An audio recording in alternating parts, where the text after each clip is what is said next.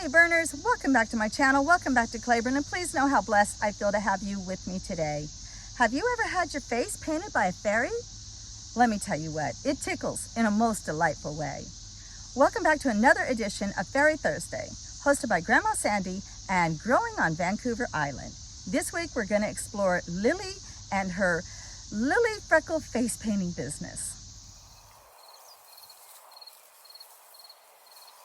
Well, I believe we're close to Lily's place. You can tell because look at these gorgeous oriental lilies. Aren't they beautiful? And to think this is their first year. I think we can find Lily around here somewhere.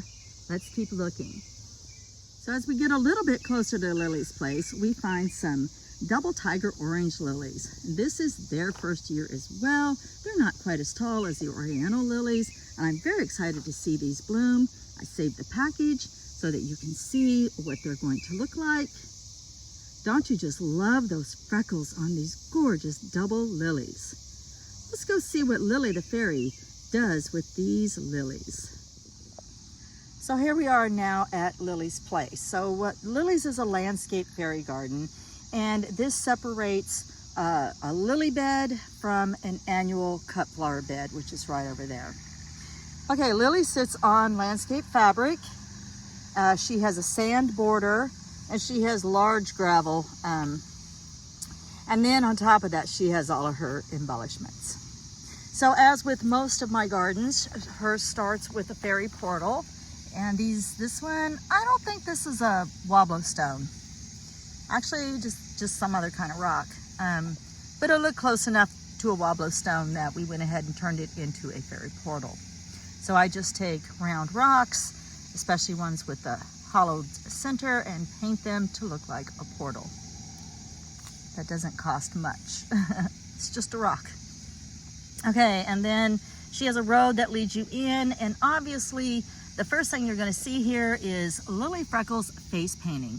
So all of my fairies can portal in. They love anything that has to do with entertainment. They like taking peony baths. They like beach combing over at the beach. And they love to come here and get their faces painted by Lily, the face painting artist. And it's only 3 cents any color. So of course, Lily has to have a place to separate the lilies from the freckles. This is just a flower pot. We called it the Freckle Factory. Painted it with some colorful dots. Tried to make it look like a factory by giving it a silver base. And then clear coated. Oh, I'm sorry, spider. I disturbed a spider. And then just glued beads to the top of it. And then to follow the road on down, which these are just some more of those stones that you can get at the Dollar Tree. Oh, you can also get these little tags. These are garden markers at the Dollar Tree. You get 10 for $1.25. Then you come on down and you go to find her well. This is where her water comes from that she uses to wash the freckles off of the lilies. And this is just a Dollar General well. And all I do is just paint them, made it look like Lily's best I could, and embellished with glitter and charms. And then I clear coat everything so it'll last a while. And then as you come on down the road, one of the first things you're going to do is you're going to cross over this little bridge. This bridge represents locks of love. I'm not sure about small towns, but in some of the major cities, there will be a specific bridge where couples are invited, especially at Valentine's Day, to go proclaim their love by placing a lock and affixing it to the bridge. Now, back in the day, they used to throw the key overboard down into the water. Nowadays, they ask you not to do that because as the keys dissolve, the heavy metals are not healthy for our water systems or for the wildlife. And so now they ask that you just use a combination lock. So this bridge represents locks of love. Of course, our fairies can toss their keys down into the water. And our ducks, they're very fast swimmers. They never get hit with a key. They always get out of the way in time. Okay, and then Lily has a road that continues on down this way, and these are her personal flowers in her personal garden. And what this is just another Dollar Tree flower that I cut apart and I just dipped the little tiny pieces into acrylic paint, and then I clear coat it. And this has been out here through many, many rainstorms, and the colors stay true. And then I just poke a hole through the landscape fabric and stab the little flowers down in there, and then she has her own garden. So her sign says "Love blooms here." So anytime I come across little heart beads, I usually put them down here in Lily's garden. Since love blooms here, you can see how many hearts she has already. Her little welcome sign is part of a Dollar General set. Dollar General set. And again, I just painted it to look like a lily best I could. This is Lily. This is the resident fairy here. Lily's part of a Dollar General set. I just repainted her, gave her some face painting, put her in a cute little polka dot dress, put some glitter on her collar. She has white wings, strawberry hair with white highlights, pink toes, and pink fingernails. And Lily sits here and waits for her clients who come to her house/studio for their face painting. This was I believe this was a $3 Dollar General house, and I had left it outside unprotected for a year and it started to fall apart. It's just made of cheap cement.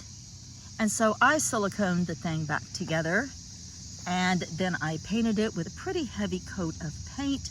I love the way it looks all stucco. Tried to bring out some of the detail and put some embellishments on it, and then clear coated it. And now Lily gets to live here. She no longer has a leaky roof. Lily, for whatever reason, the little miniature neighbor truck, the little miniature birdhouses that I've been seeing here and there. Now, I usually don't pay over a quarter, maybe 50 cents. Sometimes these are the kind of things you put into a pile and then you make them an offer, you know, 4 for $1 or whatever is fair to you both. This one was an ornament of some kind, is made of wood. This one's pretty vintage, I think, from the look of the colors and from the overall look of it. But it's got this part in it. So I don't know what it was. Maybe it was the top of something. I don't know if that was for a cord, for lighting. I don't know. But I like the vintage look of that one.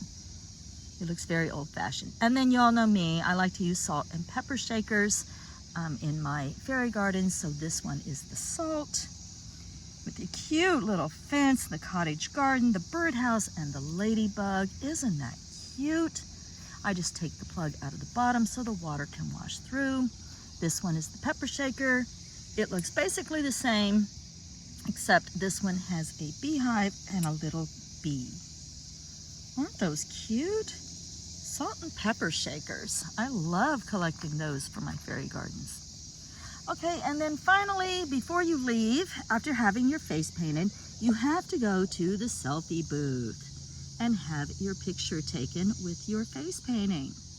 So the selfie booth is just a burpee plant container that I cut a doorway out of, painted the front of it to look like a curtain, glued some moss to the top, some little embellishments, beads, and another one of those garden tags, and we just stabbed the tag down through one of the holes on this and glued a little butterfly here, and this became a selfie booth. And again, it has sat through many, many thunderstorms out here, and it hasn't gone anywhere. So, I don't know. I think it's some fairy magic. All right, guys, I hope you enjoyed this edition. I hope you enjoyed meeting Lily and all of the things that are happening at her house. Oh, before I forget to mention, she does have also the little glow-in-the-dark stones that light her pathway. Those were a gift from my daughter. She found those on Amazon. All right, guys. I'll see you again in another Fairy Thursday video. And until then, Lily and I are wishing you much, much love and light. Many blessings.